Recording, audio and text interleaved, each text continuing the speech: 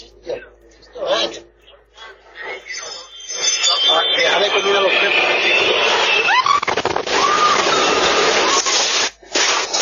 Kecelakaan pesawat kembali terjadi di Amerika Serikat. Sebuah pesawat medis jatuh di pusat kota Philadelphia, dan menghantam beberapa bangunan.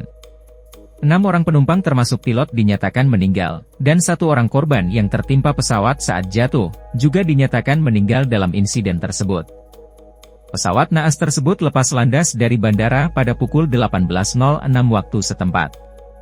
30 detik kemudian, pesawat itu menghilang dari radar, di ketinggian 1.600 kaki. Saat ini, otoritas setempat sedang menyelidiki penyebab pasti dari jatuhnya pesawat medis tersebut, yang hanya berselang 2 hari dari kecelakaan pesawat American Airlines dan helikopter militer di Virginia. At this point, we can confirm that there were 6 souls on board the plane that crashed on Cottman Avenue last evening. A pediatric patient, their mother, and a 4-person flight crew.